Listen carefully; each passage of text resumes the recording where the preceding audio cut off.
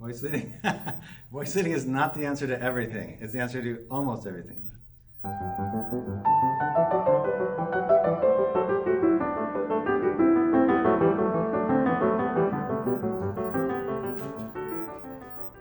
Let's do this.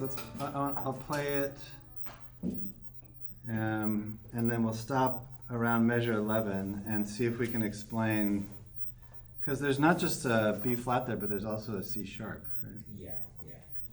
Which is kind of interesting. All right.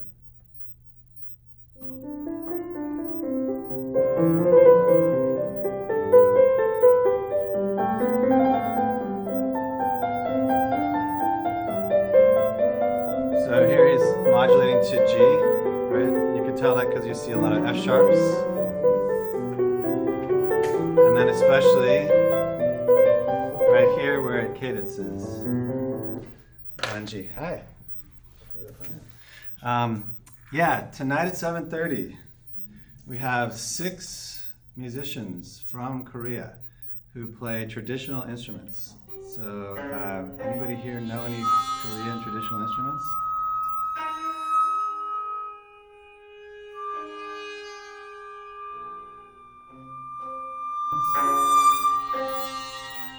No? Yes. Yes? Which ones do you know? The ones that we talked about. The class a few weeks ago. I don't know what they're called. Yeah. The one with the really loose strings. Uh-huh. Yeah. Yeah. So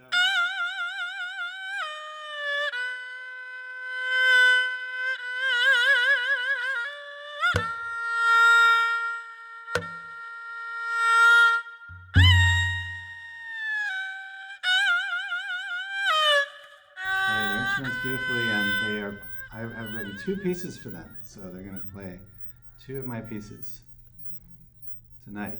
Okay, cool. So we just modulated to G, and how do we know for sure that we modulated to G? What's up? Yeah, go ahead. Say it again. Did you say F sharp? Yes, because there's an F sharp. Yeah, that's right. And then the thing that really clinches it is that. The cadential formula, yes, the cadence. The cadence that happens on G. Now, this cadence is sorry, I'm going to get sidetracked from your original question a little bit, but this cadence is interesting because it's got this very strong cadential formula in the left hand, right? And then what happens right when you expect a G? What do you get instead? You get a rest. So that's kind of interesting, right? Rest. Why does he do that? You do get an F in the right hand, right?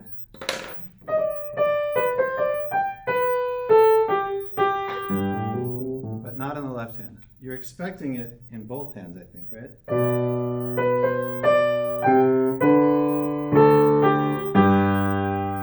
That's what you're expecting, right? But what you get is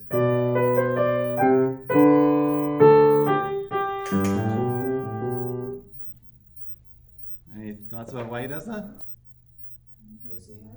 Voice leading? Voice leading is not the answer to everything. It's the answer to almost everything. Sorry? If he gives you a strong G in the left hand, what effect does that have? That has the effect of bringing it very strongly to a close, right? But the piece has just started, so he's not ready to do that. So, but he still needs a cadence. Why do you need a cadence? Well, so that it's not just a run-on sentence, right? And so that there's some kind of structure to it. You need a cadence, but he doesn't want it to feel too final.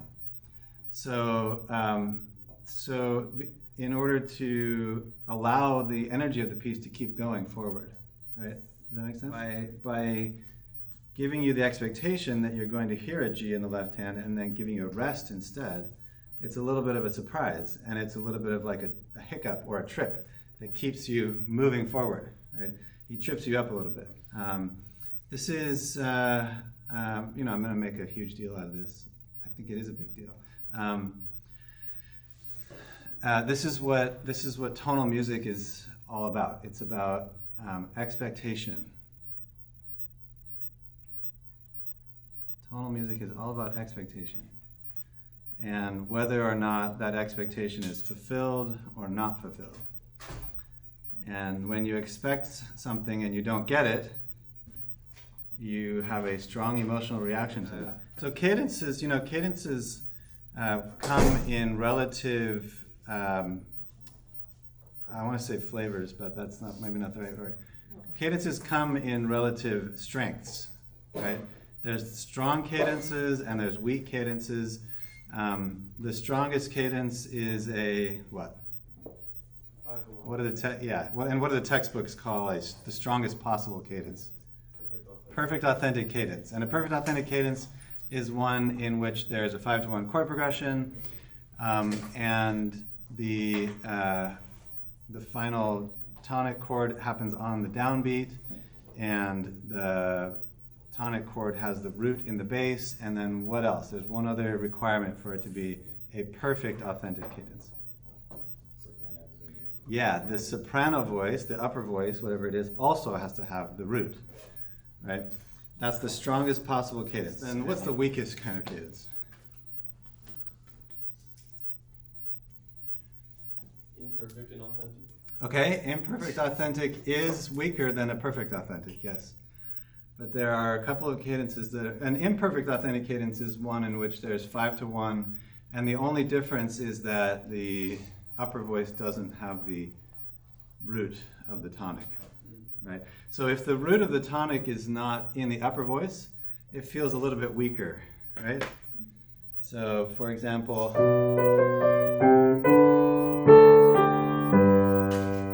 if you do that, that doesn't feel as strong as, right? So yes, Sam.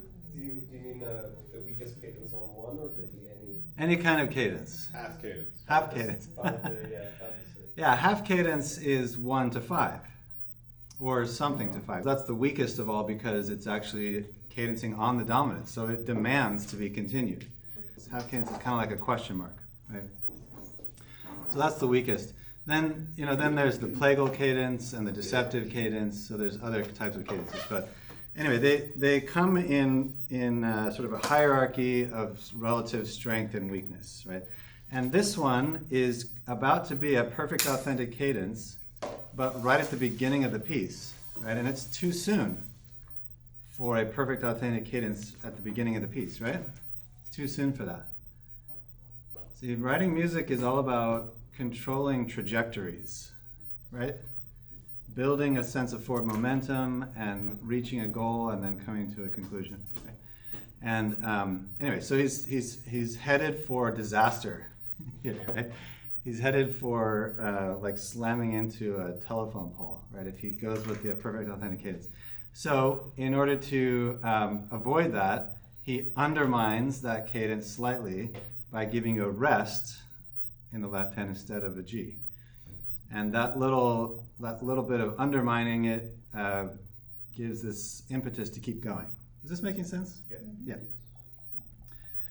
Okay, cool. Sorry, I got sidetracked there pretty badly. So we have a cadence on G. Now we're in the key of G.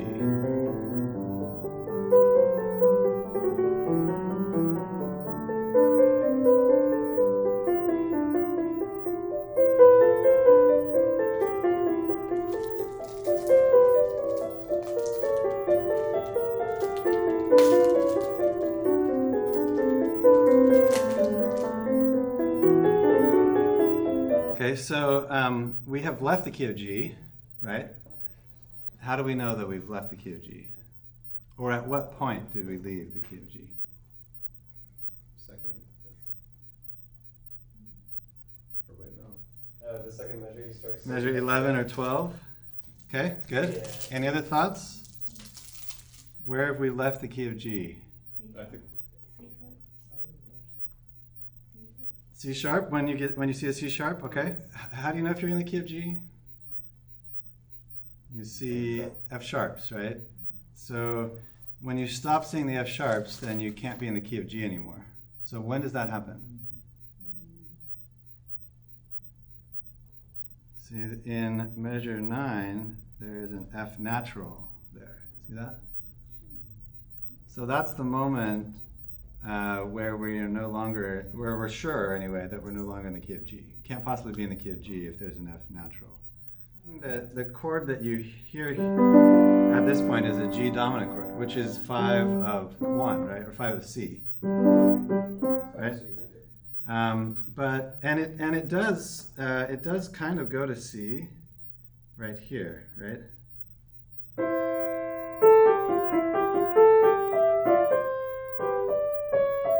Okay, so so we're in the key of G here for sure because it's a strong cadence, we know that. And then 2 measures later, we're already no longer in the key of G, and we get maybe the dominant of C, and then we get a really weak statement of C. And then so you just got to like look at the accidentals basically. To figure out what key you might be in, just look at the accidentals. So then the next accidental that comes up at the end of measure 10 is C sharp. And then at the beginning of measure 11, we get a B flat. What key has a B flat in it? F, or D minor. Good. What key has a C sharp? Is there any key signature? Is there such a thing as a key signature that just has a C sharp? No, because the first sharp in the order of sharps is F, right? Because fat cats go down alleys eating birds, right? So, so you can't have a key signature with just C sharp. Okay, so we have a B flat, so it might be F or it might be D minor. And since we have a C sharp, what is C sharp? C sharp doesn't belong to the key of F for sure, right? Does it belong to the key of D minor? Yes. Yeah, it does. Because C sharp is the leading tone of D. Right? So that means that we are briefly going sort of passing through the key of D minor. Now, can you call that a modulation to the key of D minor? I'd say it's a reference. Okay, reference. Yeah, I like that.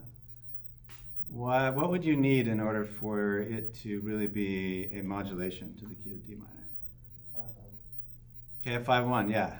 And probably like a cadence. If you have a cadence on D minor, then he's really committing to being in the key of D minor. But there's no cadence, he's just passing through the key of D minor, yeah. And then when does he leave the key of D minor? Which accidentals do we see then appearing in measure 12 and 13 and 14? G sharp, good, yep, and?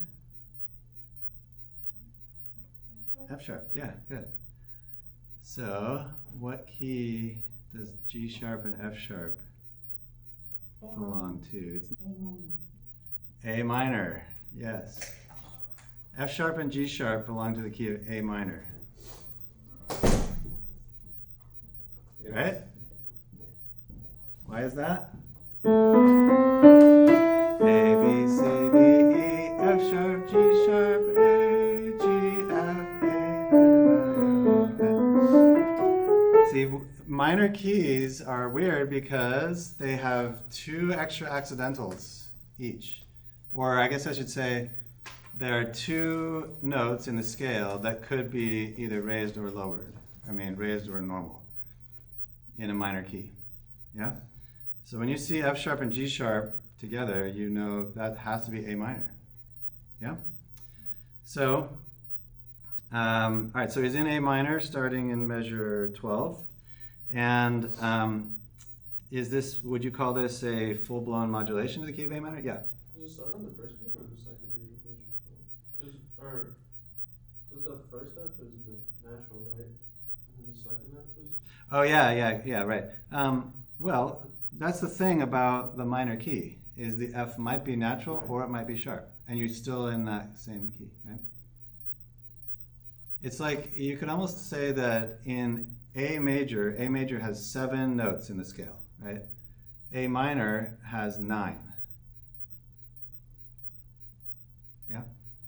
Yeah, that's a little bit misleading to say it that way, but yeah. Okay, so he's in A minor. Is this a full-blown modulation to the key of A minor, or just a brief passing like we passed through D minor? Well, let's listen. So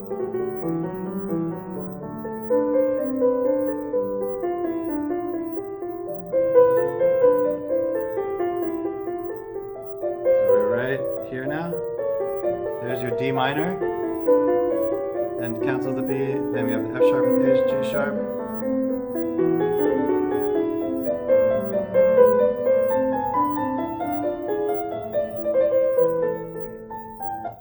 What happened just there?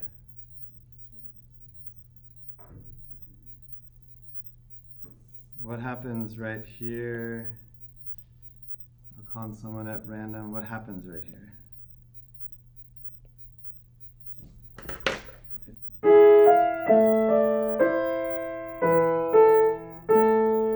What is that?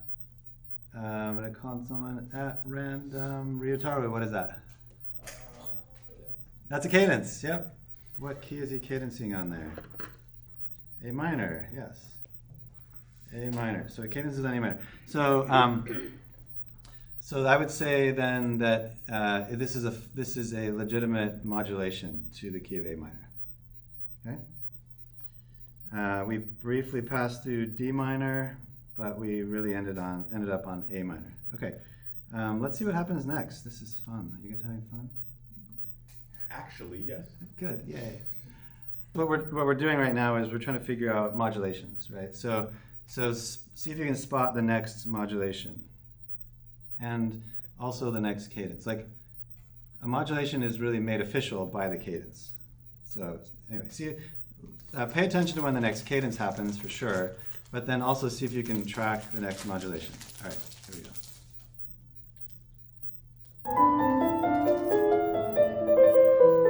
So we're now at 15.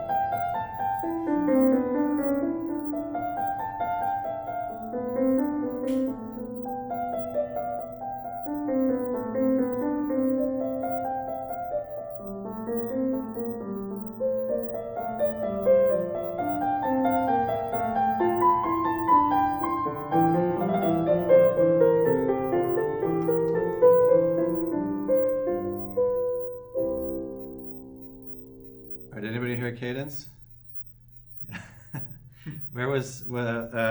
How many cadences did we hear just then? Yeah, we heard the first one in A minor, and then just one more at the end, right? So there were no cadences in between here and here, right? But we saw some accidentals, right? What accidentals did we meet along the way? B flat. Yeah, B flat, and even before that, in measure 15, we got C sharp. a C sharp, yeah. So what is that C sharp doing there? D minor. Yeah, D minor again. Yeah. Yeah. Another really brief reference to D minor. And then the next accidental is B flat in measure 18. So what does the B flat mean? F. Yeah, D minor. B flat belongs to, yeah, okay, good. B flat belongs to the key of F or the key of D minor. So which is it? F. How do you know? C sharp. Because there's no C sharp. Yeah. Right. So here's another example of he's sort of just passing through the key of F briefly. He doesn't stay there, passes right through it. And in fact, he's still kind of in the key of F at the beginning of measure 21 and doesn't finally cancel out that B flat until right before the final cadence. See that? Which is bad. He waits until almost, which is bad. That's back in C major, right? Oh yeah, right. I thought you said which is bad. I can't do that. No, yeah, right. He doesn't. So he's finally bringing it back to C major right at the end of measure 21, right before the final cadence, which is kind of surprising, right? I was gonna ask, is that like a common thing? Like, cause like he just modulated back into C for the last cadence, and then there's no other part of the piece in the new key. Is that like a uncommon Is it like a weird move to make, or is that just like something? No, the inventions, one of the reasons why the inventions are so popular and so often talked about is because they are so typical of the musical style, yeah, and the technique. So it's not weird. It's a very short piece, Right. very short piece. So in a longer piece, he would probably spend a little bit more time. Well, he would have spent a lot more time in the key of G, right, in the dominant, for example. But yeah, it's a short piece. Okay, cool. Yeah, that was a good discussion on the modulation versus. There's modulation and then there's like brief visitings, I guess, passings by, and they're all over the place. He's never content to stay in one key for very long at all. So guess what? That means you're gonna have to learn how to modulate too. Are you excited? Are you excited to learn how to modulate? Okay, let's go to number 2. So.